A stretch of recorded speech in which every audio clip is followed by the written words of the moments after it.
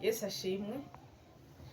Nshuti bagenzi, bene data, bantu mwese mukunda ibiganiro byo kuri ino shene, ndongeye kubaha ikaze cyane kuri uyu munsi, kaze cyane muri iki kiganiro gitoyi cyane, ariko nifuje ko twovugana gatoyi. Muzi yuko tumaze iminsi tuvugana ku bijyanye n'ingo n'imiryango. Rero bene data, abantu b'Imana, reka tuvugane kandi aka kantu gatoyi cyane. Twari twaravuganye mu biganiro biheze, twavuganye yuko umuntu nk'umukristo afise inshingano zibiri, afise ibintu bibiri bikomeye cyane ategerezwa kwitwararika, no kuvuga gusoma Bibiliya no gusenga. Kuko twasanze umuntu w'Imana azonesha ari uko ashoboye kumenya ivyanditswe, kandi umuntu w'Imana azonesha kubwo gusenga. Twibukanye ko Yesu nawe ubwiwe yabwiye intumwa, yabwiye abigishwa biwe ati nimusenge ntimuje mu mosha mabi. Burya gusenga bifise ikintu kinini bifasha mu bugingo bw'umwana w'umuntu, mu bugingo cyane cyane bw'umukristo. Gusenga bituma umuntu ashobora gushika aho atoshitse, bishobora gutuma umuntu ashobora ibintu atoshoboye, bishobora gutuma umuntu bimuhindurira n'ubuzima bwo kubaho, na cyane cyane bwo mu buryo bw'impwemu, bigatuma anesha icyaha. Burya uko turamuka, uko twirigwa, ndetse nuko turyama, turwana intambara z'ivyaha. Ariko ivyo vyaha mu kubinesha ni ugusenga. Bibiliya ikongera ikavuga yuko umuntu adasenga yamana ivyaha vyiwe. Rero umuntu asenga kenshi biramufasha kwiyeza no kwiyubara. Kuko nasanze mu masengesho umuntu ariko arasenga, hari n'ijwi ry'Imana rishobora kukubwira mu buryo buca nk'ubundi, ariko ukumva ko muri kumuganira n'Imana rikubuza nk'ikintu woba usanzwe ukora wiyumvira ko ari cyiza, ariko Imana ikakikubuza. Ni ukuvuga gusenga ufise ahandi hantu gushikana umuntu. Bene data, bakundwa bakristo mwese iyo muri, reka twese hamwe iyo turi dushake cyane gusenga. Gusenga ni ikigwanishwa gikomeye cyane, kuko nasanze gusenga nta formule bisaba. Gusenga nta formule bisaba. Kimwe gusa nasanze gusenga, ushobora gusenga uryamye, ushobora gusenga wicaye, ushobora gusenga uri mu kazi, ushobora gusenga uri muri dushe, ushobora gusenga uri no mu bwiherero. Ni ukuvuga gusenga, icyo nkundira Imana ntiyabishizemo kode ngo umuntu azosenga ari uko yiyugaranye gusa, ari uko ari wenyine gusa. Dushobora kuba turiko tuganira n'abantu, ariko mu mutima wanje fise ijwi ry'amasengesho kabisa. Ntibizogukange ngo wabuze umwanya wo gusenga, wo kwiherera n'Imana. Eka kwiherera n'Imana ni mu mutima, kuko burya ushobora kuba n'ahantu uri wenyine umutima ntube hamwe, ariko ufise uwo mutima wo gusenga no ku kazi ushobora kuba uriko urakora, ariko umutima wawe wumva yuko uri imbere y'Imana, uri kuririra Imana, uri kuvugana n'Imana. Rero bene data, dushake cyane gusenga, tuvyifuze cyane, tubirondere akanya gato turonka, dusenge, tusome n'ijambo ry'Imana, bizodufasha. Nkagaruka ku bintu byubatse urugo, ibintu bituma urugo rukomera, no gusenga birimwo, kuko Satani ni umwase w'ingo, ariko kubwo gusenga turanesha. Suko abantu bakibanye uyu munsi ndiko ndavuga suko batagwanye intambara, suko satani yicaye, suko abadayimoni bicaye, ariko niba ingo zoba zihari uyu munsi ni kubwo gusenga kubw'Imana, nico gituma ingo zikiriho. Rero wowe wari warahevye gusenga, wari wabivuyemwo, ndagusabe wongere ugira udutege two gusengera urugo, uri umugabo ugasengera urugo rwawe, ugasengera ababanyi, kuko nasanze burya naho uba ufise urugo rwiza, ufise ababanyi babi, bigutera ingorane zo mu mutima kenshi.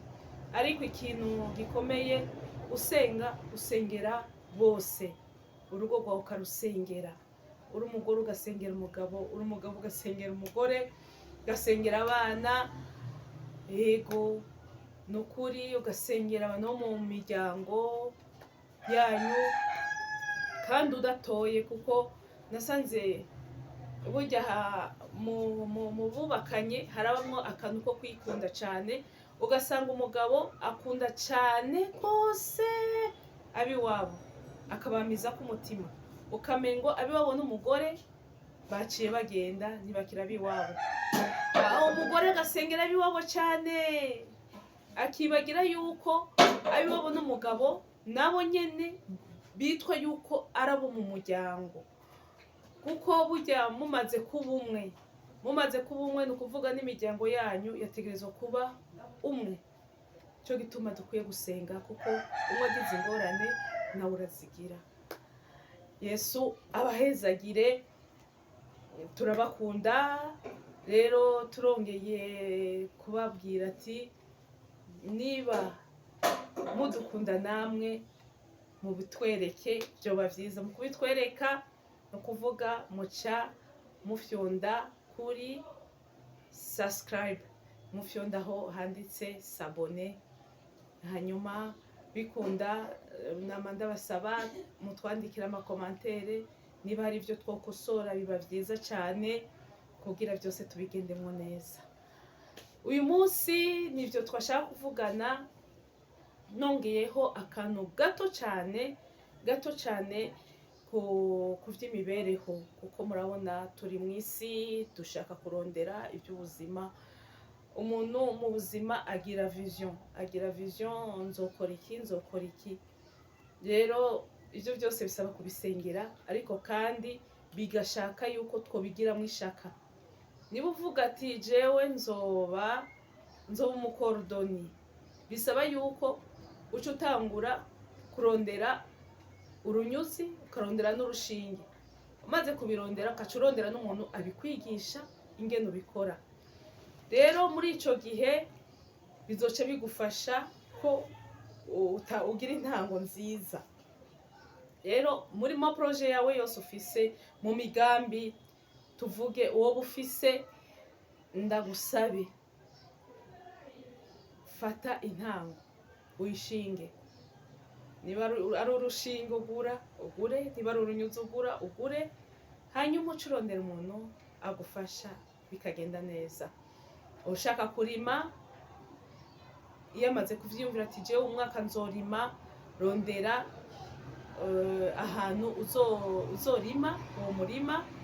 Niba atagoye bwite ufise, ucurondera aho ukota, hanyuma ukacurondera imbuto, kandi ukarondera n'umuntu abikwigisha. Burya ikintu cyose nasanze akenshi bisaba kwigishwa, nico gituma umuntu kenshi usanga agirwa n'uwundi. Ikindi kintu nari nifuza twosengera uyu munsi, kuko twariko turavuga ku kintu cyo gusenga, kuko turaza gusenga, ni ukuvuga ikintu tuza gusengera ni iki kintu kivuga yuko nasanze abantu benshi mu buzima busanzwe, umuntu wese afise ukuntu afise umugisha wiwe. Hariyo abafise umugisha wo kuzoba abategetsi, hariyo abafise umugisha wo kumenya ibintu, hariyo abantu bafise umugisha wo kwinventa canke gucreya, gushiraho ibintu, kumenya ibintu bwa mbere. Hariyo abantu bafise impano zitandukanye, hariyo abantu bafise impano z'ingo nziza, ivyo navyo birabaho. Hariyo abantu umwe wese afise impano yiwiwe, ariko akenshi usanga abantu benshi kubera ibihe, kubera ukuntu mw'isi vyifashe, abantu benshi baca bashaka kwihebura. Ntukihebure, kimwe gusa ico no gusaba, komeza inzira watanguye. Niba Imana yaragushizeho kugira umunsi umwe uzobe umutegetsi, wirinde icaha, wirinde icaha, kuko muri iyi si hariyo abantu batameze neza, kubw'isi yabaye nabi. Hariyo abantu biba ivyiza vy'abandi, ivyo vyo ni kubimenya. Hari umuntu usanga yavutse ari mu muryango akundwa, bamuha ama responsabilité, bamuha ibintu azezwa mu rugo, azezwa mu nzu kwa se, azezwa mu muryango. Mu nyuma ugasanga ari ku ishuri, bakamugira umuderege, bakamugira ujejwe abandi banyeshuri, kugeza yaho ariko arakura. Satani irashobora kubona iyo ngabire Imana yamuhaye, akaca ayimwiba mu buryo bucane cane mu buryo bwo busambanyi. Niho Satani yiba ingabire z'abantu. Nico gituma nsabe abantu byashikiye, bari bafise vision, bari bafise imboni, bari bafise kwiyumvira ko kazoza kabo bokagira uku, bogatumbereza muri iki canke kiriya, ariko mu nyuma bakaza kwisanga vyarabaye nabi. Ivyo bashaka ntivyabaye. Umuntu ashobora kwiyumvira ati je nshaka kuzoba dogiteri, ariko Satani akamwiba akantu kamwe gato gusa, niko bakita gato. Ukamengo gusambana ni ibintu bisanzwe, ukamengo ntaco vyari bimaze ku mubiri w'umuntu. Ni hahandi uzumva abantu bamwe bavuga ngo erega gusambana, ngo erega naco mba ndagutwaye, ngo nukubikora bigahera, ngo ntaco ndagukurako, nawe naco nkurako. Ariko ndabasabe, kurya n'uguhendana, kuko mu busambanyi ni ukuvanga amaraso, kandi imwe mu mbi asanzwe afise araziguterekamwo. Rero zishobora no kukunyoha, zikakwaka ivyiza Imana yari yaraguteguriye kuzoba umutegetsi, yari yaraguteguriye kuzoba umudogiteri, yari yaguteguriye kugira urugo rwiza, yari yaraguteguriye kuzoba umugore mwiza ahanura abandi, yari yaraguteguriye kuzoba umugabo w'akamaro mu gihugu, umugabo w'akamaro mu muryango, umugabo w'akamaro ndetse no muri quartier. Satani akabibona kare, akabigutwara kubw'ubusambanyi. Uyu munsi reka dusenge Imana, hanyuma umuntu wese ahari arondere umukozi w'Imana aje kwihana, kuko twebwe turemera kwatura ni ikintu ciza, ico turacemera pe. Hanyuma usengerwe, ariko entre temps reka dusenge, tureza gusenga dusaba Imana ibane natwe. Ivyo vyose vyoba vyagiye vyonona ubuzima n'ubugingo bwacu, bituve ko iyo myuka mibi, abo badayimoni, abantu bagiye batera abandi mu buryo bw'ubusambanyi, kuko ashobora kutagusambanya ku buryo k'umubiri uhura n'uwundi, ariko burya ubusambanyi buri kwinshi. Bibiliya iravuga ati nuravye umugore akamwifuriza mu mutima, abasambanye nawe. Ushobora kuba warasambanye n'umuntu muri ubwo buryo, Satani akagutwara ingabire yawe, Satani akagutwara ico Kristo yari yakubikiye. Nico gituma ivyo bintu nitubireka, tugwane intambara, tuneshe, dusabe Imana imbabazi, iduharire, idusubize ivyacu vyari vyaranyazwe, kuko ni Kristo wenyene ashoboye kubidusubiza, nta muntu wundi, ni Kristo wenyene. Nta yindi nzira dufise yo gukirizwamwo canke se yo kubohokeramwo atari ya Yesu Kristo. Rero bene data nshuti bakundwa, reka dusenge dusabe Imana ibane natwe, tugire neza kugira ibyo twanyazwe Imana ibitugarukanire. Yari yaradusezeraniye byinshi, twari dufise vision yo kuzoba aba grand commerçant, ariko satani arabitwiba. Nasanze satani ni mubi, satani ni mubi kuko uravye n'abantu bitwa yuko kenshi ari abantu bahambaye bakoresha ikintu cy'ubusambanyi, kuko bazi yuko muri ico kintu barabona nk'umukobwa afise ingabire yo gukundwa, bagaca bamusambanya iyo ngabire yiwe bakayitwara, bagaca basambanya umuntu afise nk'ingabire yo kuzoba umutegetsi canke y'ubwenge y'ubumenyi kugira baduge hejuru. Ariko uyu munsi reka dusenge Imana, ibyo bintu byose satani yagiye apanga, yagiye agerera abantu b'Imana biveho, na cane cane umuntu wese ku giti ciwe, umuntu wese ahari aza ati naje nari mfise vision yo kuzoba umuntu akomeye, satani yarayinyivye mu buryo ashobora kuba atagusambanije ku mubiri ariko akagukorakorako. Ibyo byose bituma mwe mu Imana arakara, bituma imwe mu Imana yari yaragushizeko itakugumako niba warabigumyemwo utigeze wihana. Reka wihane, hanyuma Imana yongere ikugire neza, iguhe ibyawe wari waranyazwe. Niba wari ufise ingabire yo kuzovyara abana, hanyuma satani akabikwiba ibyo byose, Imana ibigarukane.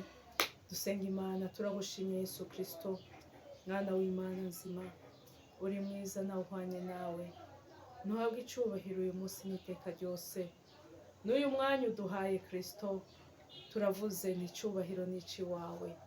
Nushimwe Yesu ko wemeye yuko twongera gufata kano kanya ngo dusenge Imana katika jina la Yesu, ngo duhamagare Imana yera, Mana nyakubahwa, wowe ushoboye kurandura Mana ibyo satani byose yagiye yimba shimika mu izina rya Yesu Kristo. Nyakubahwa Mwami, ibi byose duhejeje kuvugira hano, hari abantu bafise impano nyinshi, abandi bari bazifise, satani yagiye azibiba.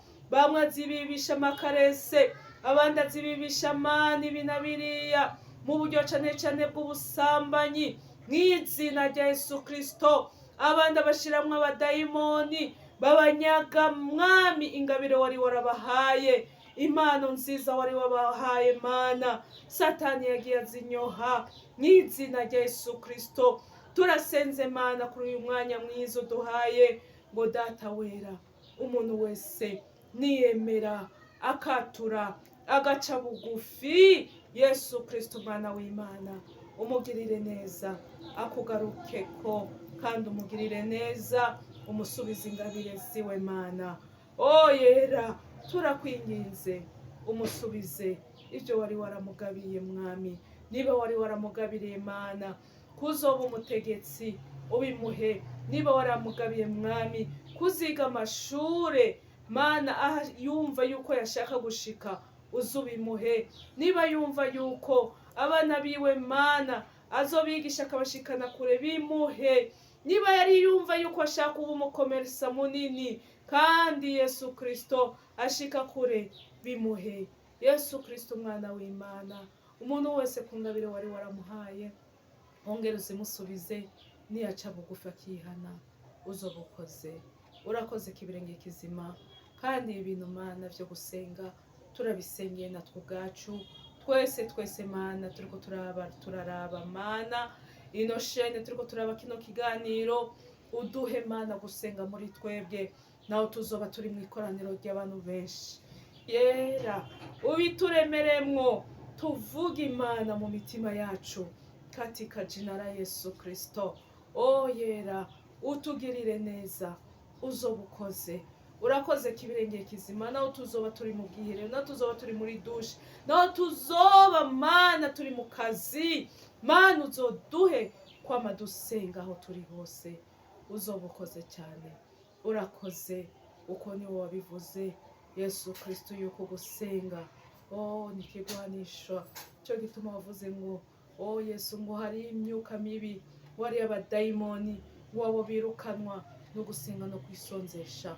Kwisonzesha bikunze Mana, uzubiduhe nabyo tubikore, kuko hari abazimu batavaho atari kubwo kwisonzesha. Urakoze Yesu Kristo, kuri kumwe natwe kandi uza kubidukorera. Amen. Murakoze bene data, nshuti bakundwa, mwese mwadukurikiranye. Twobasaba tukabasabira ni Imana yo mu ijuru ibahezagire, ibane namwe, kandi bikunda nabandi ibasaba bikunda urabisangiza abandi, twese turakeneye gusenga, twese turakeneye kuba abana b'Imana, turakeneye kubera umugisha abandi. Yesu abaho umugisha.